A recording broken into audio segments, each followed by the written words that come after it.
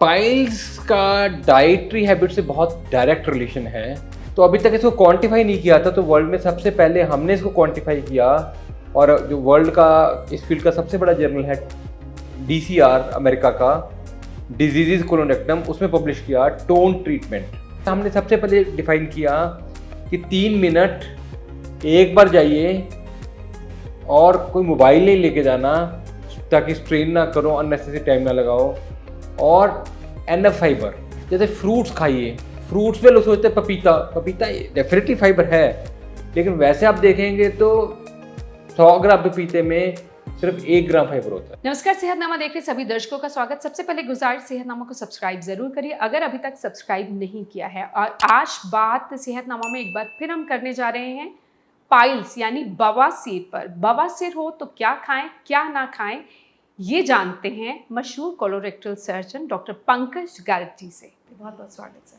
सो इससे पहले हमने जो वीडियो बनाया था, आपने कहा था कि आप कुछ साल पहले 1 साल में 500 ऑपरेशन भी पाइल्स से करते थे और आप बिना ऑपरेशन आप पाइल्स को ठीक करते हैं। तो आज इस पर बात कि पाइल्स बिना ऑपरेशन कैसे ठीक हो सकती है और पाइल्स हो तो डाइट कैसी होनी चाहिए। पाइल्स का डाइटरी हैबिट से बहुत डायरेक्ट रिलेशन है।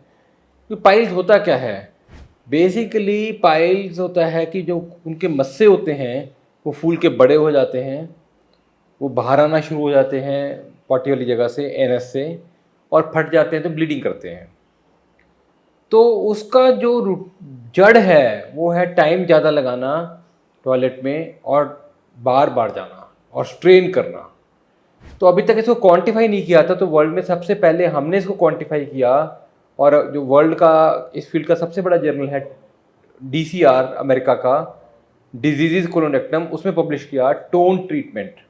टोन ट्रीटमेंट में हमने सबसे पहले डिफाइन किया कि 3 मिनट एक बार जाइए और कोई मोबाइल नहीं लेके जाना ताकि स्ट्रेन ना करो, अननेसेसरी टाइम ना लगाओ। और एनएफ फाइबर, तो NF fibre is basically all related to diet. तो डाइट में हमें ये बहुत ज़्यादा ध्यान रखना है कि फाइबर का खेल है सारा। तो हमें ये पता होना ज़रूरी है कि किस डाइट में फाइबर है। और अक्सर लोगों को नहीं पता होता, जैसे फ्रूट्स खाइए। फ्रूट्स में लोग सोचते हैं पपीता डेफिनेटली फाइबर है, लेकिन वैसे आप देखेंगे तो 100 ग्राम पपीते में सिर्फ 1 ग्राम फाइबर होता है, 1%। जैसे फाइबर किस फ्रूट्स में ज़्यादा होता है? डेट्स में, अमरूद में। तो वो आप रेगुलरली गूगल पे चेक कीजिए और वो वाले फ्रूट्स ज़्यादा खाइए। और जो अवॉइड करना है वो है नॉन वेज। नॉन वेज से डायरेक्ट लोग आके बताते हैं, पेशेंट्स खुद बताते हैं हमें कि सर नॉन वेज खा रहे थे, हमें ब्लीडिंग शुरू हो गई, हमें दिक्कत शुरू हो गई। क्योंकि नॉन वेज में ना सिर्फ कि फाइबर कम होता है पर मसाले ज़्यादा होते हैं, तो वो भी दिक्कत करता है। और सबसे बड़ी इंपॉर्टेंट चीज़ है कि खाने के साथ साथ अपनी डाइटरी हैबिट्स पर डेली मोशन जाइए। आप आज किसी वजह से स्किप कर दिया आपने, अगले दिन मोशन पड़ा पड़ा हार्ड हो जाएगा, फिर स्ट्रेन करना पड़ेगा, मस्से बनेंगे, फटेंगे, ब्लीडिंग होगी, पाइल्स बढ़ेंगे। और दूसरा कंपल्सिव डिफिकेशन का कॉन्सेप्ट हमने लेकर आए, सबसे पहले पब्लिश किया अमेरिका के उसी DCR जर्नल में सबसे बड़े, कि आपको मोशन नहीं आया है। जैसे मान लीजिए आपकी सुबह 5 बजे फ्लाइट है, वैसे आप 9 बजे जाते हैं मोशन पॉटी, तो 5 बजे अब आप इसलिए जा रहे हैं कि मैं रास्ते में होंगी या मुझे एयरपोर्ट पे ठीक मिलेगा नहीं मिलेगा, या प्लेन में या बस में। आप 5 बजे जाके कोशिश करते हो, पूरा जोर लगाते हैं, वो बहुत खतरनाक है। इसको हमने नाम दिया कंपल्सिव डिफिकेशन, कि मतलब ज़बरदस्ती जा रहे हैं, तो ये बहुत ख़राब है। और फाइबर अगर आपकी डाइट में वैसे पूरा नहीं हो रहा है तो अलग से आप साइलियम हस्क, इसबगोल आता है, वो लीजिए, लेकिन फाइबर डाइट में पूरा होना बहुत ज़रूरी है और नॉन वेज अवॉइड करना भी ज़रूरी है।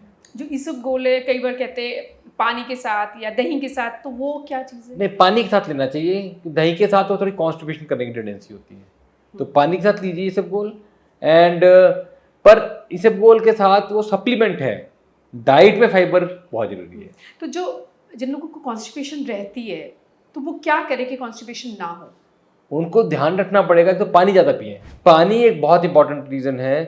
तो जिनको कॉन्स्टिपेशन होती है उनको पानी की एडिक्वेट रखना पड़ेगा, कम से कम 3 लीटर पानी पिएं, कि पानी जाएगा इंटेस्टाइन के एंड तक, तभी वो मोशन को सॉफ्ट करेगा। इसके अलावा जैसे मैं बता रहा था, एक तो आप फ्रूट्स में देखिए, और वेजिटेबल्स में हमें green leafy vegetables, even cereals में, लेंटिल्स में भी फाइबर काफ़ी होता है, तो वो हमें पूरा ध्यान रखना चाहिए कि फाइबर उसमें काफ़ी है। दालों में तो कुछ फाइबर, खास तरह की दाल जैसे मूंग छिलका होती है छिलका वाली, और फिर अगर आपको अनपॉलिश्ड राइस मिल सके, बिकॉज वो फाइबर सारा कंटेंट निकल जाता है, तो आप थोड़ा अवेयर हो जाएंगे, हर चीज़ की फाइबर कंटेंट चेक करेंगे। तो आपको बिस्कुट ही खाने हैं तो हाई फाइबर बिस्कुट खाइए, ताकि फुल फाइबर आजकल ऐसे फॉर्चुनेटली मार्केट में प्रोडक्ट्स बहुत मिल रहे हैं, फाइबर कंटेंट भी लिखा होता है, तो आप फाइबर के लिए थोड़ी अवेयरनेस कर लें, ताकि दिन में 35-40 ग्राम फाइबर्स अगर आप कंज्यूम कर लेते हैं तो एक तरह की गारंटी है कि आपको पाइल्स नहीं होगा। और नॉनवेज के अलावा और क्या चीज़ें अवॉइड करनी चाहिए? स्मोकिंग थोड़ा अवॉइड करना चाहिए, क्योंकि नॉन वेज और स्मोकिंग ये 2 बड़े मेजर रीज़न है। और दूसरा मैंने आज आपको बताई है, कंपल्सिव डिफिकेशन नहीं करना, मोबाइल नहीं लेके जाना टॉयलेट में।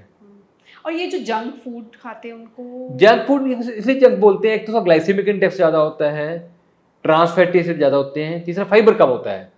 तो इस कंटेक्स्ट में जो हम बात कर रहे हैं पाइल्स की, तो फाइबर कम होता है, तो फाइबर अगर आपने वैसे पूरा कर लिया तो कोई दिक्कत नहीं। पर जंक फूड वैसे तो और भी नुकसान है जंक फूड के, तो पर फाइबर कम होता है, इसलिए उसका मेन उसको जंक बोलते हैं।